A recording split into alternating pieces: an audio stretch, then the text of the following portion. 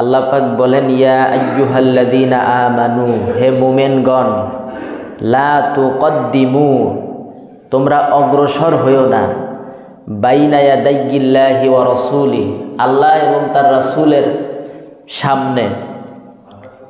ওয়াত্তাকুল্লাহ, আল্লাহকে ভয় করো।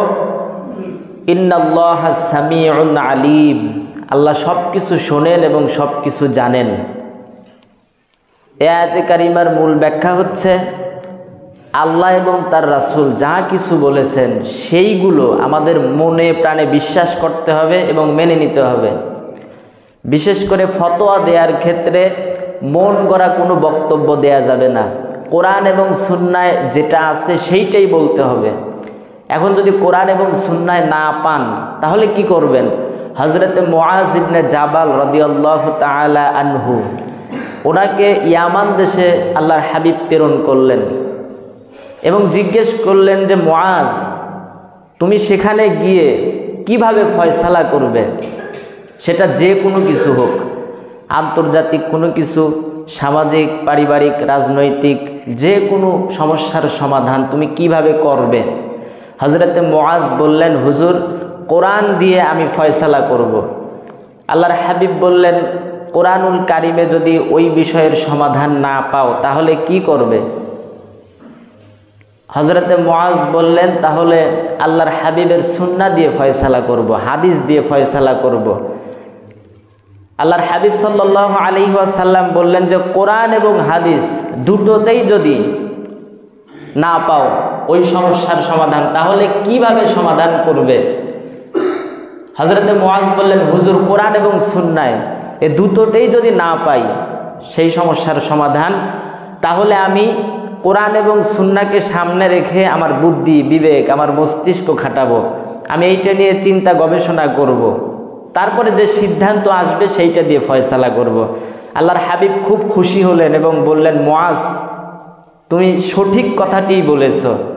তার মানে কোনো কিছু সমাধান করার প্রথম পদক্ষেপ হচ্ছে কোরআন, ওইটাতে না পেলে হাদিস, এই দুটোতেই না পেলে ভাবতে হবে, চিন্তা করতে হবে। এখন আমি আর আপনি চিন্তা করে কি এগুলো বের করতে পারবো না? চিন্তা করার জন্য ওই কোরআন এবং হাদিসের জ্ঞান থাকতে হবে। তো সেইটা তো আমার আর আপনার ভেতরে নাই। সুতরাং আমাদের ওই চিন্তাই করা যাবে না যে আমরা কোরআন হাদিস থেকে সরাসরি কোনো কিছু করতে পারবো। এই জন্যই তো কোনো একটা মাযহাবের অনুসরণ করতে হয়। মাযহাব মানা কিন্তু ফরজ না, কিন্তু এই যে আমরা জানি না, আমরা গবেষণা করতে পারি না, কোরআন এবং সুন্নাহ থেকে সরাসরি কোনো কিছু বের করতে পারি না, ফলে কোনো একটা মাযহাবের অনুসরণ করতে হয়, কারণ ইমামরা কোরআন এবং হাদিস থেকেই ওগুলো বের করছেন এবং তারা এগুলো বুঝতেন। তাহলে এই আয়াতের সিস্টেম হচ্ছে এরকম যে কোরআন এবং হাদিস দিয়ে ফয়সালা করতে হবে, রসুল এবং আল্লাহর সামনে অগ্রসর হওয়া যাবে না। মানে কোরআন এবং হাদিসকে ডিঙ্গিয়ে গিয়ে নিজের মত প্রকাশ করে বরত্ব প্রকাশ করার কোনো সুযোগ নাই। এই যে আমাদের দেশে এই জন্যই তো এত ঝামেলা, কোরআন এবং সুন্নাহর দিকে আমরা অগ্রসর হই না। এই ফরজ নামাজের পরে হাত তুলে মোনাজাত করা জায়েজ নাকি না জায়েজ এই নিয়ে মারামারি করে, অথচ গোটা বিশ্বের সমস্ত আলেম একমত যে বিশ্বনবী সাল্লাল্লাহু আলাইহি ওয়াসাল্লাম নিয়মিত ফরজ নামাজের পরে হাত তুলে মোনাজাত করতেন না, সাহাবীরা করতেন না, তাবিরা করতেন না, তাবিরা করতেন না। অনেক বছর পরে নিয়মিতভাবে এই ফরম্যাট চালু হয়ে আসতেছে। এখন বলবেন, হুজুর, তাহলে এই মসজিদের হুজুররা কি এটা জানে না? এটা কেন নিষেধ করে না? আপনাদের জন্য করে না, আমাদের জন্য করে না। এই কথা যদি নিষেধ করে তাহলে মসজিদে গোলমাল লাগে। আর দেখবেন ওই যে মসজিদের যে মোনাজাতটা হয় খুবই সংক্ষেপ, আল্লাহুম্মা আমিন বিরহমাতিকা ইয়া আরহামার রাহিমিন, মানে ধোকার মতো একটা সিস্টেম। এটাতে কি পাইলেন আপনি?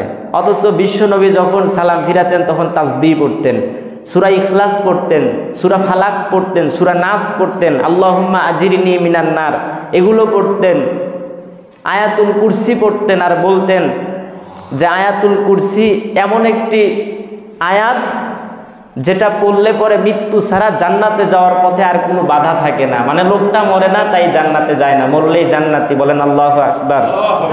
তাহলে এইগুলো আমল করেন, তাহলে নাজাত পাবেন। এখন যদি কেউ মোনাজাত করে সমস্যা আছে কি? সমস্যা নাই, মাঝে মধ্যে করবেনই তো, আল্লাহর কাছে চাইবেন, নিয়মিতই করতে হবে এমনটি তো না। আর একা একা আল্লাহর কাছে চান, কোনো বাধা নাই, সব সময় তো চাইতে হবে। দোয়া মানেই যে সব মিলে হাত উঠায় চাইতে হবে এমন না। দোয়া মানেই যে হুজুরের কাছে বলবো যে আল্লাহ হুজুর দোয়া করেন আমার আব্বারে যেন আল্লাহ জান্নাতে পাঠায় দেয়, প্রতিদিনই বলা লাগবে কেন?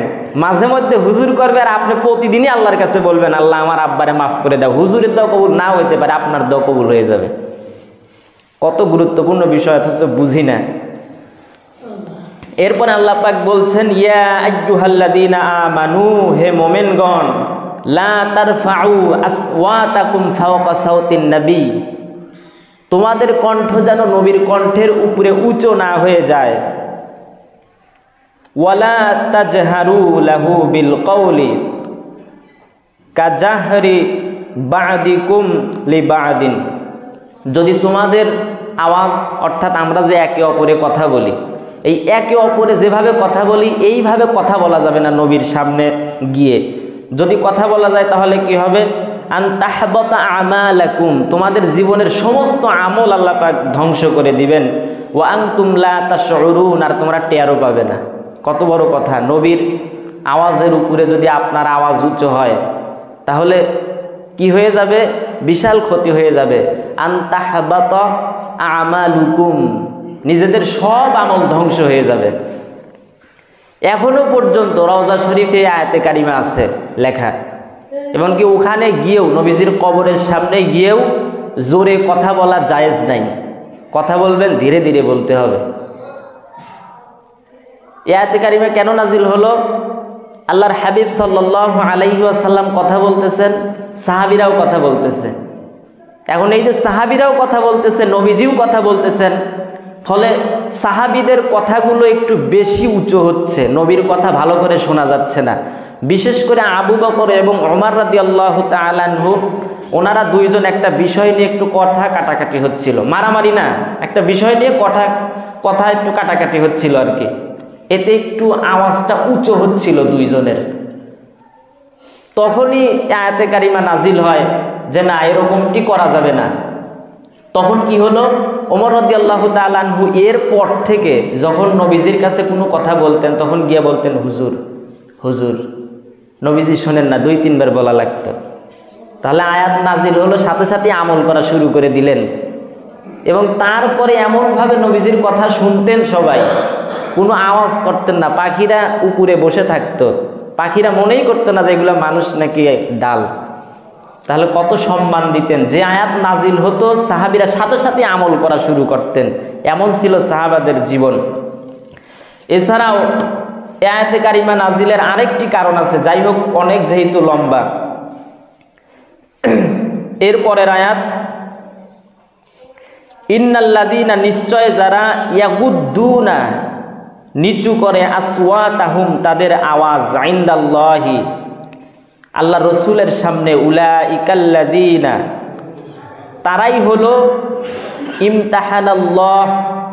ইমতাহানাল্লাহু কুলুবাহুম লিত্তাকওয়া, মানে যারা আল্লাহ রসুলের সামনে নিজেদের আওয়াজ নিচু করে, উচ্চ স্বরে কথা বলে না, সম্মান দিয়ে কথা বলে, তাদের অন্তরটা আল্লাহ তাকওয়ার জন্য নির্ধারিত করে নিয়েছেন। লাহুম মাগফিরাতুন ওয়া আজরুন আযীম, আর তাদের জন্য রয়েছে মহা পুরস্কার, ক্ষমা। আয়াতে কারিমা কেন নাজিল হলো? এই আয়াতে কারিমা তখনই নাজিল হয়, সাবেত রাদিয়াল্লাহু তাআলা আনহু, উনি ছিলেন খুব ভালো একজন সাহাবী নবীজির। তো কিন্তু কণ্ঠটা একটু উঁচু ছিল, কর্কশ ভাষী ছিলেন, মানে এমনিই কণ্ঠ উঁচু হয়ে যেত, কথা জোরে বলতেন। তো নবীজির সামনে উনি কথা বলতে গিয়ে জোরে জোরে কথা বলতেন। যখন এই আয়াতে কারিমা নাজিল হলো যে নবীর কণ্ঠের উপরে কণ্ঠ উঁচু করা যাবে না, যদি উঁচু করো আমল শেষ হয়ে যাবে, তুমি এই আয়াতে কারিমা নাজিল হওয়ার পর কান্নায় ভেঙে পড়লেন। যেখানেই যায় শুধু কান্নাকাটি করে, শেষ পর্যন্ত ঘরে দরজায় ব্রেক মেরে দিয়ে কান্নাকাটি শুরু করলেন যে যতক্ষণ না পর্যন্ত আমি মাপ না পাই ততক্ষণ শুধু আল্লাহর কাছে তওবা করবই। তখন আয়াতে কারিমা নাজিল হয় এবং সাহাবীরা তার বাড়িতে এসে বলেন যে তোমার আর কান্নাকাটি করার দরকার নাই, রাসূলুল্লাহ তোমাকে ডেকেছেন। নবীজির কাছে উনি গেলেন, নবীজি বললেন যে সাহাবেত শোনো, আল্লাহ পাক তোমাকে জান্নাত দান করবেন এবং তোমার জীবনের গুনাহ মাফ করে দিয়েছেন। এরপরে যখন এই সাহাবেত রাদিয়াল্লাহু তাআলা আনহু বিভিন্ন জায়গায় চলাফেরা করতেন, আনাস রাদিয়াল্লাহু তাআলা আনহু বলেন, আমরা ওনার দিকে তাকায়া থাকতাম, এক নজরে তাকায়া থাকতাম আর বলতাম যে এই তো জান্নাতি মানুষ হেঁটে যাচ্ছে, চলাফেরা করতেছে। এই সাহাবেত রাদিয়াল্লাহু তাআলা আনহু মারা যান কিভাবে? ইয়ামামার যুদ্ধ যখন শুরু হয় তখন এই সাহাবেত রাদিয়াল্লাহু তাআলা আনহু শাহাদাত বরণ করে ইন্তেকাল করেন। তাহলে সাহাবীরা কিরকম করতেন, সামান্য ভুল ত্রুটির কারণে কতটা অনুতপ্ত হতেন। এরপর আল্লাহ পাক বলছেন, ইন্নাল্লাযীনা, নিশ্চয় যারা, ইউনাদুনাকা, তোমাকে আহ্বান করে ডাকে, মিন ওয়ারাইল হুজুরাত, কক্ষের বাইরে থেকে, আকসারুহুম লা ইয়াকিলুন, তাদের অধিকাংশই কিছু বোঝে না, বিবেক বুদ্ধি নাই।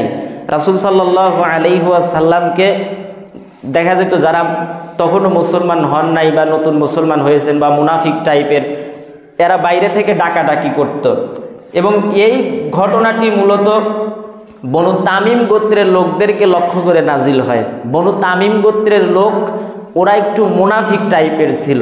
তো রাসূল সাল্লাল্লাহু আলাইহি সাল্লামের কাছে এসে বাইরে থেকে ডাকাডাকি করত, এ মোহাম্মদ, এ মোহাম্মদ, মানে এইটা বলতো, মানে একটা অন্যরকম ব্যঙ্গ কোয়ালিটিতে আর বলতো আর কি, মোহাম্মদ মোহাম্মদ বলে ডাকতো বাইরে থেকে।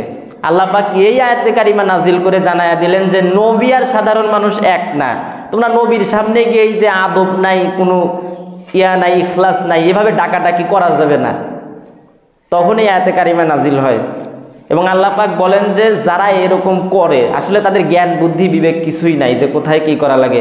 ওয়ালাউ আন্নাহুম সাবারু হাত্তা তাখরুজা ইলাইহিম, ওয়ালাউ, আর যদি, আন্নাহুম, তারা ধৈর্য ধারণ করত, আন্নাহুম সাবারু, ধৈর্য ধারণ করত, হাত্তা তাখরুজা, যে পর্যন্ত না বের হতো, ইলাইহিম, তাদের নিকট, লাকানা খায়রাল লাহুম, তাহলে তাদের জন্য কল্যাণকর হতো। আল্লাহু গফুরুর রহিম, আল্লাহ ক্ষমাশীল দয়ালু। আল্লাহ বলতেছেন যে পর্যন্ত না নবী বের হয়ে আসতো, এরা যদি একটু ধৈর্য ধরতো, মানে একবার ডাক দেওয়ার পর যে হুজুর বাড়িতে আছেন কিনা, এই বলে একবার দুইবার ডাক দেওয়ার পর যদি একটু ধৈর্য ধারণ করতো, যে পর্যন্ত না বাইরে বের হয়ে আসে, তাহলে তাদের জন্য কল্যাণকর হতো, আল্লাহ ক্ষমা করে দিতেন। কিন্তু যাই ডাকা শুরু করতো, মোহাম্মদ মোহাম্মদ বলে ডাকা শুরু করতো, যতক্ষণ না বাইরে আসতেন।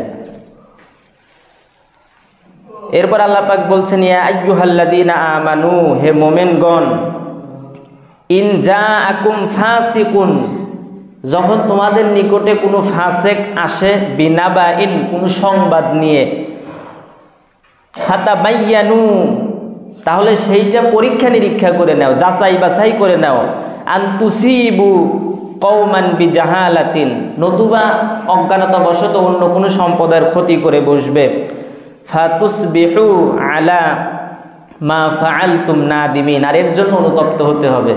আল্লাহ পাক বলছেন যে তোমাদের কাছে, অর্থাৎ নবীর কাছে বা সাহাবীদের কাছে, তোমাদের কাছে যখন কেউ কোনো সংবাদ নিয়ে আসে, তাহলে সেইটা যাচাই বাছাই করো। যাচাই বাছাই না করে কোনো সিদ্ধান্ত নিও না। যদি যাচাই বাছাই না করে সিদ্ধান্ত নাও, তাহলে তোমরা অনুতপ্ত হবে, ক্ষতিগ্রস্তদের মধ্যে পড়ে যাবে। তার মানে আমরাও বুঝলাম যে আমাদের কাছে কেউ যদি কোনো তথ্য নিয়ে আসে, ওইটা সাথে সাথে বিশ্বাস করে আবার ছড়াইয়া দেওয়া যাবে না। আপনার কাছে একজন এসে বলল যে তাই শুনছেও ওই অমুক বাড়িতে এই ঘটনা ঘটছে, ও আবার শুনলো, বলে তাই নাকি, আর একবারই যায় আবার বলে দেওয়া শুরু করছে, ও শুনছো অমুকের সওয়াল, অমুকের মেয়ে এই ঘটনা নাকি ঘটছে। ও আবার আর একবারই যায় বললো যে এই ঘটনা নাকি ঘটছে, কারো কোশ না, সবাই তো বলে দিচ্ছে। এইভাবে করে সরে গেল। পরবর্তীতে খোঁজ নিয়ে দেখা গেল ওরকম কোনো ঘটনা ঘটেই নাই। কি হলো? কত বড় একটা সর্বনাশ হয়ে গেল। আপনি অনুতপ্ত করেও তো এটা পার পাবেন না, কারণ ঘটনা তো হয় নাই আর আপনি ছড়াইয়া দিচ্ছেন, এখন তো ঝামেলাপূর্ণ পরিস্থিতি তৈরি হয়ে গেছে। কত বড় নিকৃষ্ট যে কাজ। এরকম ওই সময় হতো, কোনো কিছু আসলে যাচাই বাছাই করা হতো না। এবং এই আয়াতে কারিমা কেন নাজিল হয়? আল্লাহ রসুল সাল্লাল্লাহু আলাইহি সাল্লাম ওয়ালিদ ইবনে উকবাকে জাকাতের অর্থ উঠানোর জন্য বনি তামিম গোত্রে পাঠায়া দিলেন, মানে একটা গোত্রে পাঠায়া দিলেন জাকাতের অর্থ উঠানোর জন্য। উনি রাস্তায় গিয়েই ফিরে এসে বলতেছে যে বনি তামিম গোত্র আসলে টাকা পয়সা দিবে না, জাকাতের অর্থ দিবে না। রাসূল সাল্লাল্লাহু আলাইহি ওয়াসাল্লাম তখন সাহাবীদেরকে যুদ্ধের জন্য প্রস্তুতি নিতে বললেন যে এরকম সাহস, বনু মুস্তালিক গোত্রের এই মানুষগুলো আমাদের যাকাতের অর্থ দিবে না, যাকাত তো ফরজ, যুদ্ধের জন্য প্রস্তুতি নিতে বললেন। তখন আল্লাহ পাক আয়াতে কারিমা নাজিল করে জানায়া দিলেন যে না, আসলে ওরকম ঘটনা ঘটেই নাই, রাস্তা থেকে ফিরে এসে এই ঘটনা বলতেছে এমনি। তাহলে এই যে কোনো জিনিস যাচাই বাছাই করে তারপরেই করতে হবে। যদিও হাদিসটা একটু দুর্বল, আর এই সাহাবী অনেক ভালো সাহাবী ছিলেন, মানুষের দোষ ত্রুটি থাকে, হাদিসটাও যেহেতু দুর্বল সেই ক্ষেত্রে বলা যেতে পারে এমন ঘটনা নাও ঘটতে পারে। আল্লাহ পাক মানুষকে শিক্ষা দেওয়ার জন্যও বলতে পারেন যে যাচাই বাছাই করে তারপরে কোনো কিছু বর্ণনা করবে।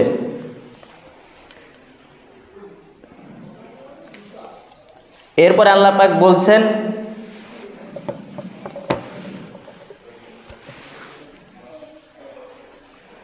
ওয়ালামু, আর তোমরা জেনে রাখো, আন্না ফিকুম রাসূলুল্লাহ, তোমাদের রসুল তোমাদের সামনেই আছেন, লাউ ইউতিউকুম ফি কাসীরিম মিনাল আমরি লাআনিতুম ওয়ালাকিন্নাল্লাহা হাব্বাবা ইলাইকুমুল ঈমানা ওয়া যায়্যানাহু ফি কুলুবিকুম।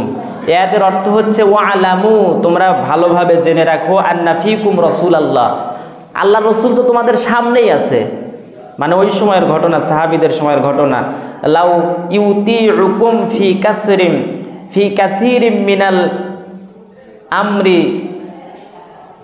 তোমরা যে সিদ্ধান্তগুলো দাও বেশিরভাগ সিদ্ধান্ত যদি রসুল মেনে নিতেন তোমাদের সিদ্ধান্ত, লাআনিতুম, তাহলে তোমরা ক্ষতিগ্রস্ত হতে, ওয়ালাকিন্নাল্লাহ, অথচ আল্লাহ পাক হাব্বাবা, প্রিয় করে দিয়েছেন, ইলাইকুম, তোমাদের কাছে, আল ঈমানা, ঈমানকে, ওয়া যায়্যানাহু ফি কুলুবিকুম, এবং তোমার অন্তরকে ঈমান দিয়ে সুশোভিত করে দিয়েছেন তোমাদের ঈমানকে, ওয়া কারাহা ইলাইকুম, আর তোমাদের কাছে অপ্রিয় করেছেন কুফরকে, ওয়াল ফুসুক, এবং পাপাচারীকে, ওয়াল ইসয়ান, এবং সীমা লঙ্ঘনকে, উলাইকা হুমুর রাশিদুন, আর যারা ঈমান আনয়ন করে ভালো কাজ করে তারাই সঠিক পথপ্রাপ্ত। এই আয়াতে কারিমার মূল কথা কি, রাসূল সাল্লাল্লাহু আলাইহি সাল্লামের সামনে সাহাবীরা বিভিন্ন সিদ্ধান্ত পেশ করতেন, হুজুর এইটা করেন, হুজুর ওইটা করেন, হুজুর এইটা করলে ভালো হয়, ওইটা করলে ভালো হয়। নবীজি সবগুলো পরামর্শ মেনে নিতেন না, কিছু নিতেন আর কিছু নিতেন না, এবং কিছু কিছু সাহাবী হয়তো মন খারাপ করতো যে আমাদের পরামর্শগুলো হুজুর নিল না, এরকম হয়। কর্মী যদি কোনো কিছু বলে মেনে না নিলে একটু মন খারাপ হয়, তো এইরকম মন খারাপ হইতো। আল্লাহ পাক আয়াত নাজিল করে জানায়া দিলেন যে না, তোমাদের সব সিদ্ধান্তই যদি তোমাদের রসুল মেনে নিত, তোমরা তো ভুল সিদ্ধান্তও দাও, তো সবই যদি মেনে নিত তাহলে ক্ষতিগ্রস্তদের অন্তর্ভুক্ত হয়ে যেতে। আল্লাহ পাক তোমাদের ভালোবাসেন, এই জন্যই তোমাদের সবগুলো সিদ্ধান্ত মেনেও নেন না উনি, আবার আল্লাহ তোমাদের পছন্দ করেন। আর নিচে অনেকগুলো বিষয়ে আলোচনা করা হয়েছে। এরপর আল্লাহ পাক বলছেন ফাদলাম মিনাল্লাহি ওয়া নি'মা আল্লাহু আলিমুন হাকিম, আর আল্লাহর পক্ষ থেকে এটা হচ্ছে নিয়ামত যে আল্লাহ তোমাদেরকে ঈমানের উপর রাখছেন। ওয়া ইন তাইফাতানে, আর দুটি দল, মিনাল মুমিনিনা, মোমেনদের মধ্যে, ইকতাতালু, যদি যুদ্ধে লিপ্ত হয়, মারামারিতে লিপ্ত হয়, ফাআসলিহু, তাহলে ফাআসলিহু বাইনাহুমা, তোমরা উভয়ের মধ্যে সংশোধন করে দিবে। ফাইম বাগত, আর যে দলটি সীমা লঙ্ঘন করবে, ইহদাহুমা, তাদের উভয়ের মধ্যে, আলাল উখরা, অপর দলের উপর, ফাকাতিলু, তাহলে তাদের বিরুদ্ধে তোমরা যুদ্ধ করো, আল্লাতি তাবগি, যতক্ষণ না পর্যন্ত তারা ফিরে আসে, হাত্তা তাফি ইলা আমরিল্লাহ, আল্লাহর নির্দেশের দিকে, ফাইন ফাআত ফাআসলিহু, আর যখন ফিরে আসবে, বাইনাহুমা বিল আদল, ন্যায়সঙ্গতভাবে ফয়সালা করে দিবে, ওয়াকসিতু ইন্নাল্লাহা ইউহিব্বুল মুকসিতিন, তোমরা ন্যায় বিচার করবে আর আল্লাহ ন্যায় বিচারকারীকে ভালোবাসেন। এদের মূল কথা হচ্ছে যদি দুই দল, মুসলমানদের দুই দল যদি মারামারি লাগে বা ঝগড়া বিবাদে লিপ্ত হয়, তাহলে কর্তব্য হচ্ছে কোরআন এবং সুন্নাহর আলোকে দুই দলকে বুঝাতে হবে, মীমাংসা করে দেওয়ার জন্য। যে কোনো মুসলমানদের, এই যে যেমন বর্তমানে তাবলিগের দুই দল মারামারি লেগছে বা বিভিন্ন জায়গায় এরকম হয়, তো উচিত হচ্ছে কোরআন সুন্নাহর আলোকে দুই দলকে সুন্দর করে বুঝানো। যাই হোক, তাবলিগ তো বুঝতেছেন কিরকম পরিস্থিতি ধারণ করছে, মুসলমান এইভাবে মারামারি করে, এগুলো অন্য জাতি দেখলে পরেও হাসাহাসি করে, ঘৃণা করে যে কি জাতি, নিজেরা মারামারি করা, এটা খুব খারাপ অভ্যাস। তো এটা যদি হয় তাহলে আল্লাহ বলছেন কোরআন সুন্নাহর আলোকে দুই দলকে সমাধান করে দিতে হবে। এখন যদি দুই দলের ভেতরে যেই দল সীমা লঙ্ঘন করবে, বলবে যে আমরা মানি না এসব কথা, তোমাদের কথা মানি না, রাষ্ট্রের কথা মানি না, কারুর কথা মানি না, আমরাই একাই 100, যেই দলটা এরকম বাড়াবাড়ি করবে ওই দলের বিরুদ্ধে যুদ্ধ করো, অর্থাৎ ওই আর এক দল যে আছে ওদের সাথে করে নিয়ে ওদের সাথে যুদ্ধ করো। কারণ বেশি বাড়াবাড়ি তো করতেছে, ওরা অন্যায় করে ফেলতে পারে, বড় কোনো দুর্ঘটনা ঘটাতে পারে। এই যে ঘটনা ঘটায় দিছে না, এই জন্য আল্লাহ বলছেন সবাই মিলে ওদের বিরুদ্ধে যুদ্ধ ঘোষণা করো। কোরআনের কথা কিন্তু, নতুবা ওরাও তো ঝামেলা তৈরি করবে। তাহলে কোরআন সুন্নাহর আলোকে প্রথমে বুঝাতে হবে, তারপর না বুঝলে ব্যবস্থা নিতে হবে, শক্ত ব্যবস্থা।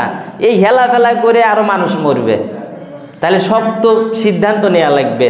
তারপরে শক্ত সিদ্ধান্ত যখন নিছেন, ভয়ে যদি কাবু হয়ে যায়, আল্লাহ বলছেন যদি আবার ফিরে আসে যে না আমরা ভুল করছি, আমাদের যুদ্ধমুদ্ধ আমরা চাই না, ভুল করছি, তাহলে তাদেরকে মাফ করে দিতে হবে। আর ন্যায়সঙ্গতভাবে দুই দলের মধ্যে ফয়সালা করতে হবে যে আসলে কারা সঠিক কারা বেঠিক, একটু বাহাজ টাহাজ করে কোরআন সুন্নাহর আলোকে ভালো আলেম ওলামা দিয়ে একটু সমাধান করে দিতে হবে। এটাই হচ্ছে মূল কথা। এই যে মাওলানা সাদ সাহেব, ওনার কিন্তু আকীদাগত অনেক সমস্যা আছে, যারা আবার ওনার অনুসারে আছেন, করার কোনো কায়দা নেই। অনুসারী কি? আমরা তো আল্লাহর রসুলের সৈনিক, কোরআন এবং সুন্নাহ অনুযায়ী চলবো। কোনো ব্যক্তিকে কেন্দ্র করে কোনো কিছু চলে না। কোনো ব্যক্তি যদি ভুল পথে চলে সেটা বাদ দেওয়া লাগবে, ওই দিক যাওয়ার কোনো নাই।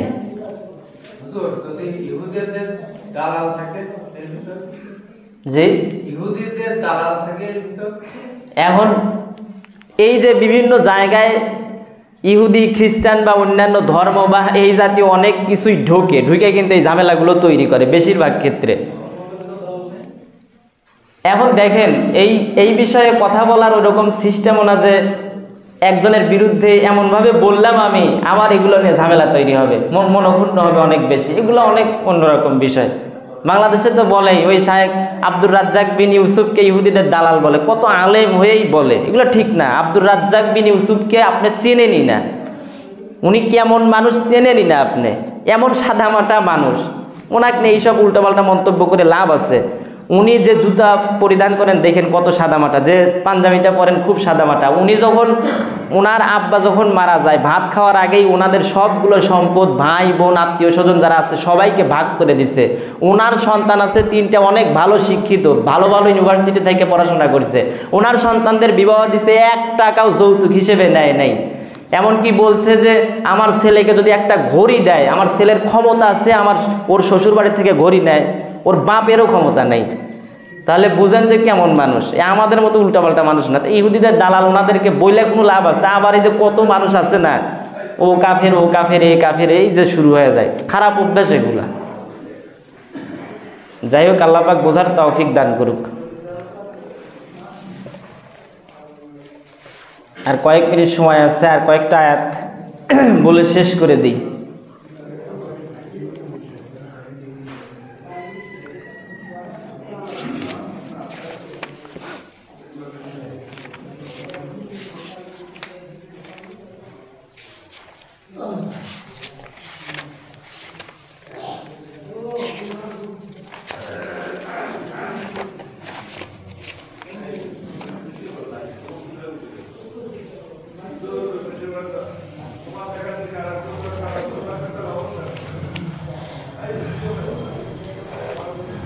এরপরে আল্লাহ পাক বলছেন,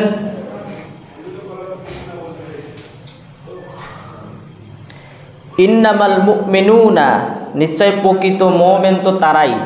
ইন্নামাল মুমিনুনা ইখওয়া, মুমিনরা হচ্ছে পরস্পর ভাই ভাই। ফাআসলিহু বাইনা আখওয়াইকুম, সুতরাং পরস্পরের মধ্যে তোমরা ভাই ভাইয়ের মধ্যে সমাধান করে দাও। ওয়াত্তাকুল্লাহা লাআল্লাকুম তুরহামুন, আশা করা যায় তোমরা রহমত প্রাপ্ত হবে। তাহলে এই যে মুসলমানরা হচ্ছে পরস্পর ভাই ভাই, দুই পক্ষ বা দুইজন যদি মারামারি লাগে, ঝগড়া লাগে, তাহলে সমাধান করে দিতে হবে, কাছে আগায়া যেতে হবে, বুঝাতে হবে যে এইটা অন্যায় এইটা ন্যায়। আমরা কি করি, দুইজন মারামারি লাগলে ফাঁকে দাঁড়ায় আরও মোছে তেল দিই আর বলি যে লাগছে, কাম হয়েছে। ফাঁকে থেকে আরও দেখি যে ওরা কি করে, দৃশ্যগুলো দেখার চেষ্টা করি, দেখি কি করে। এরকমই করে, এগুলো তো দেখি অনেক জায়গায় মারামারি লাগে, পাশে দাঁড়ায় আছে, আর মনে দেখি যে হাসা হাসা ভাব, মানে ও তাকায় আছে যে কি করে। আবার যখন একটা মারামারি লেগে যায় তখন আরো খুশি হয় চতুর্দিকে। কেমন বলেন? ওরা মারামারি লাগছে, ঠেকাবে কি করবে, আরো দুই দিক থেকেই করে, আরো লাগায়া দেয়। অনেক জায়গায় আছে লাগায়া দেয়, এগুলো ঠেকাবে কেন, লাগায়া দেয় আরো। এরপরে আল্লাহ পাক বলছেন আয়াতে কারিমা অনেক গুরুত্বপূর্ণ, ইয়া আইয়ুহাল্লাযীনা আমানু, হে মুমিনগণ, লা ইয়াসখর, তোমরা বিদ্রুপ করো না, কওমুম মিন কওম, এক সম্প্রদায় অপর সম্প্রদায়কে, আসা আইয়াকুনা খায়রাম মিনহুম, যাদেরকে বিদ্রুপ করা হচ্ছে হতে পারে তারা খুব ভালো তোমার চাইতে, ওয়ালা নিসাউম মিন নিসাইন, আর এক নারী যেন আর এক নারীকে বিদ্রুপ না করে, হতে পারে যাকে বিদ্রুপ করা হচ্ছে সে ভালো তোমার চেয়ে, আসা আইয়াকুনা খায়রাম মিনহুন্না, ওয়ালা তালমিজু আনফুসাকুম, ওয়ালা তালমিজু আনফুসাকুম, আল্লাহ বলছেন যে অন্যের দোষ তালাশ করো না, নিজের দোষ তালাশ করো। অন্যের দোষ আপনি কেন তালাশ করতে যাবেন? এই সমস্যা মেয়েদের ভেতরে সবচেয়ে বেশি, অন্যের দোষ তালাশ করা, অন্যের নিয়ে বেশি খোঁজাখুঁজি করা খুবই খারাপ অভ্যাস। তবে কখন দোষ তালাশ করা যাবে সেটারও কিছু নিয়ম কানুন আছে। এরপর আল্লাহ পাক বলছেন ওয়ালা তানাবাজু বিল আলকাব, আর অন্যকে মন্দ বা খারাপ নামে ডেকো না, বিইসাল ইসমুল ফুসুক, আর সংশোধন হয়ে যাওয়ার পর মন্দ নামে ডাকা কতই না খারাপ, ওয়ামাল্লাম ইয়াতুব ফাউলাইকা হুমুজ জালিমুন, এরপরেও যারা ফিরে আসে না তারা হচ্ছে জালিম সম্প্রদায়। তাহলে এই আয়াতে কারিমা থেকে বুঝতে পারলাম যে কাউকে বিদ্রুপ করা যাবে না। আল্লাহর হাবিব সাল্লাল্লাহু আলাইহি ওয়াসাল্লামের সময়ে একজন সাহাবী ছিল যার পাগুলো ছিল একটু ছোট ছোট, খেজুর গাছে উঠেছে। তো ওই সাহাবীর পা যেহেতু ছোট আর খেজুর গাছে উঠেছে আরও ছোট দেখা যাচ্ছে, একটু খাটো মানুষ, সাহাবীরা দেখে হাসাহাসি করতেছে, দেখো কি ছোট ছোট পা, এমনি বিদ্রুপ অর্থে না, এমনিই মজা করতেছে, যে মানে ভালোবাসে সাহাবিক কিন্তু এমনিই করতেছে আর কি। তো আল্লাহ রসুল এইটা দেখে বললেন যে তোমরা এই যে ওনাকে দেখে এরকম করতে চাও, ওনার পা কিয়ামতের দিন আল্লাহর দরবারে উহুদ পাহাড়ের মতো হয়ে যাবে। এক কথায় বিদ্রুপ করা যাবে না কাউকে, মানে ওর পা ওই রকম হইতে পারে কিন্তু কলিজা তো আল্লাহ জানে। বেলাল এত কালো ছিল কিন্তু কলিজায় এত ধবধবে সাদা ছিল যে দুনিয়ায় থাকতেই আল্লাহ তাকে জান্নাতের ভেতরে ঘুরাইছেন। মিরাজের রাতে রাসূল সাল্লাল্লাহু আলাইহি সাল্লাম শব্দ শুনেছেন বেলালের, আর কারো তো শব্দ পান না, এই কালো মানুষের এত দিয়ে কালো মানুষের শব্দ পাইছে। তো ওইটা তো কলিজার খবর আল্লাহ জানে যে কার কলিজা কিরকম। এরপরে এই যে মন্দ নামে ডাকা যাবে না, কেউ যদি এই একটু কালো হয় তাইলে কিন্তু ডাকে, এই কালু শোন, কালো হয়েছে কালো কালো করে ডাকে, কেউ খোরা হয়েছে খোরা বলে ডাকে। তবে হ্যাঁ, যদি একটা মানুষ যদি কালু নামে পরিচিত হয়ে যায় এবং সমাজের ভেতরে অন্য নাম বললে পরে কেউ চিনবে না, সেই ক্ষেত্রে কালু বলে ডাকা যাবে এবং কেউ পরিচয় চাইলে কালু বলেই পরিচয় দেওয়া যাবে, ঠিক না? যেহেতু পরিচিত হয়ে গেছে, আপনি অন্য কিছু বলেন বুঝলো না, তাহলে হলো লাভটা হইলো কি? সেই ক্ষেত্রে অন্যরকম, এবং সেই ক্ষেত্রে সেও এই জন্য মন খারাপ করবে না, সে জানে যে আমার এই নামে পরিচিত হয়ে গেছে সব জায়গায়, এনআইডি কার্ড সহ সব জায়গায় পরিচিত হয়ে গেছে। তবে নাম রাখার ক্ষেত্রে একটু সাবধানতা করে নাম রাখা উচিত, পরে তো আর পরিবর্তনও করা সম্ভব হয় না। এই নাম এনআইডি কার্ড হেঁটে মনে পরিবর্তন করবেন, গোটা সমাজ আর কি করবেন, এই জন্য পরিবর্তনও করা সম্ভব হয় না। এরপরে আল্লাহ পাক বলছেন ইয়া আইয়ুহাল্লাযীনা আমানু, হে মুমিনগণ, ইজতানিবু, তোমরা বেঁচে থাকো, কাসীরাম মিনাজ জন্নি, অধিক ধারণা থেকে, ইন্না বা'দাজ জন্নি ইসমুন, কতক ধারণা, বেশিরভাগ ধারণাই পাপ হয়, ওয়ালা তাহাসসাসু, তোমরা একে অপরের দোষ তালাশ করো না, ওয়ালা ইয়াগতাব বা'দুকুম বা'দান, আর একে অপরের নিন্দা করো না, আইউহিব্বু আহাদুকুম, তোমরা কি পছন্দ করো, আইয়া আকুলা, খেতে, লাহমা আখিহি, মাইতান, মৃত ভাইয়ের গোস্ত, ফাকারিহ তুমুহু, তোমরা তা অপছন্দই করো, ওয়াত্তাকুল্লাহ, আল্লাহকে ভয় করো, ইন্নাল্লাহা তাওয়াবুর রহিম, আল্লাহ ক্ষমাশীল দয়ালু। আয়াতে কারিমার মূল কথা হচ্ছে আল্লাহ বলছেন যে তোমরা অধিক ধারণা করা থেকে বেঁচে থাকো, কারণ এমন ধারণা আছে যেগুলো বেশিরভাগই পাপ হয়। আর তোমরা অন্যের দোষ তালাশ করো না, একে অন্যের পর নিন্দা করো না। তোমরা কি তোমার ভাইয়ের, মৃত ভাইয়ের গোস্ত খেতে পছন্দ করো? এটা তো অপছন্দই করো, আল্লাহ ক্ষমাশীল। আয়াতের এইটা হচ্ছে মূল কথা। তাহলে প্রথম কথা হচ্ছে ধারণা করে কথা বলা যাবে না। আপনি এক জায়গায় একটা কথা শুনলেন যে একটা বাড়িতে এই ঘটনা ঘটছে, সেটা শুনছেন কার কাছে? অন্য একজন মানুষের কাছে। আপনি কিন্তু ওইটা দেখেন নাই, ওইটা জানেন না, ওই সম্পর্কে কোনো তথ্যই আপনার কাছে নাই, কোনো ডকুমেন্ট নাই, কিন্তু ধারণা করলেন যে হ্যাঁ হতে পারে এমনটা। এই যে খারাপ একটা ধারণা করলেন, এর জন্য তো পাপ হবে, এবং এই খারাপ ধারণা থেকেই বিভিন্নভাবে ছড়াইয়া যাবে জিনিসটা। কিন্তু পরে দেখা যাবে যে আমি ধারণা করে, পরে একজন বললো যে ভাই এইসব কথা যে ছড়াই যাও, আসলে তো এরকম ঘটনা ঘটে নাই। বলে ভাই ধারণা করে বলছিলাম, আমার তো ভুল হয়ে গেছে। বুঝলেন এখন বিষয়টা? এরকম তো হয়, ভাই আমি ধারণা করছিলাম যে এইরকম হবে, কিন্তু আসলে হইল না। তাহলে ধারণা থেকে বেঁচে থাকতে হবে। তবে ভালো ধারণা করতে পারেন, সেইটা তো অবশ্যই ভালো। কারো সম্পর্কে ভালো ধারণা করলেন, সেইটা অবশ্যই ভালো, কিন্তু খারাপ ধারণা করা এটা ঠিক না। কেউ আপনাকে জিজ্ঞেস করলো ছেলেটা কেমন, আপনি যদি জানেন ছেলেটা ভালো, বিশেষ করে বিবাহের ক্ষেত্রে যদি হয় ছেলেটা কেমন, আপনি যদি জানেন যে ভালো, তাহলে ভালো বলবেন। আর যদি খারাপ জানেন, তাহলে খারাপ তথ্যগুলো দিবেন না, দিলে পরে ওই মেয়ের বাপ ঠকে যাবে। এই ক্ষেত্রে দেয়া যেতে পারে, শুধু নির্দিষ্ট ওর দোষ, ওর বাপের 14 গোষ্ঠীর দোষের কথা আবার বলা যাবে না, শুধু ওর দোষটাই বলা লাগবে যে ও এরকম মানের মানুষ, এরকম এরকম, এতটুকু পড়াশোনা, এতটুকু, এই সব কিছু বলতে পারবেন। এখন যদি আপনি না জানেন, যেহেতু ধারণার কথা বলছে, এখন আপনি জানেনই না ওই ছেলের সম্পর্কে, তখন ধারণা করে বললেন আমার মনে হয় এইরকম এরকম, জুতের না, আমার তো দেখেই এই হয় না, জুতের মনে হয় না। এই যে ধারণা করতেছেন আপনি, এইটা করাই যাবে না, একেবারে নিষেধ, অবশ্যই করবেন না, এটা মনে রাখবেন। আচ্ছা 2 মিনিটে বলে শেষ করে দিই বিষয়টা। এরপরে এইটা তো বলছি যে আসলে ওই যে গীবতের বিষয়টা এখানে আসছে, ওইটা তো বিস্তারিত গত সময় সম্ভবত বলছিলাম অনেকটাই, ওইটা থাকে। এরপরে আল্লাহ পাক বলছেন যে আইয়ুহান নাস, হে মানুষ সকল, ইন্না খলাকনাকুম, নিশ্চয় আমি তোমাদেরকে সৃষ্টি করেছি, মিন যাকারিন ওয়া উনসা, একজন মাত্র পুরুষ এবং একজন মাত্র নারী থেকে, ওয়া জাআলনাকুম, আর তোমাদের বিভক্ত করেছি, শুউবান, বিভিন্ন দলে, সম্প্রদায়ে, ও কবাইলা, আর গোত্রে, লিতাআরাফু, যাতে করে চিনতে পারো একে অপরকে, ইন্না আকরামাকুম ইনদাল্লাহি আতকাকুম, মানুষের মধ্যে মর্যাদা বেশি তার যে তোমাদের মধ্যে অধিক পরহেজগার। এই আয়াতে কারিমার মূল কথা হচ্ছে বংশ গৌরবের কথা বলা হয়েছে, যে আল্লাহ পাক বিভিন্ন বংশে বিভক্ত করছেন। এর মানে এই না যে খাটো করার জন্য, একজন ফকির বংশ, ওই সবাই বলে যে তুই চিনি, তুই ফকির, ফকির বংশের লোক। আর একজন যদি সৈয়দ বংশের হয়, তাহলে কি বলে এক ঠেলায় বাঁচা যায় না, অথচ ও কিছুই নাই, দেখা থাপ্পড় মারলে আচার খায় পড়বি।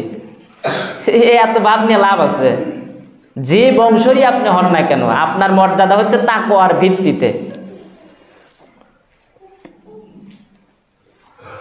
এরপরে আল্লাহ পাক বলছেন, ক্বালাতিল আ'রাবু, আরবের বেদুইনরা বলে, আমান্না, আমরা ঈমান এনেছি, কুল্লাম তুমিনু, রসুল বলতেছেন, রসুল আপনি তাদের বলে দেন, ওয়ালাকিন কুলু আসলামনা, তোমরা বলো যে আমরা ইসলাম গ্রহণ করেছি, ওয়ালাম্মা ইয়াদখিলুল ঈমান, আর তোমাদের অন্তরে এখনো ঈমান প্রবেশ করেনি, ফি কুলুবিকুম, ওয়া ইন তুতিউল্লাহ ওয়া রাসূলাহু, আল্লাহ রাসূলের আনুগত্য করো, লা ইয়ালিতুম মিন আমালিকুম শাইআ, আল্লাহ তোমাদের কোনো আমল কম করবে না, ইন্নাল্লাহু গফুর রহিম, আল্লাহ ক্ষমাশীল দয়ালু। এই আয়াতের মূল কথা হচ্ছে, বেদুইন কিছু লোক ছিল, তারা রসুলের কাছে এসে বলতো যে হুজুর আমরা কিন্তু ঈমান আনছি, আমাদের ঈমান খুব পরিপূর্ণ।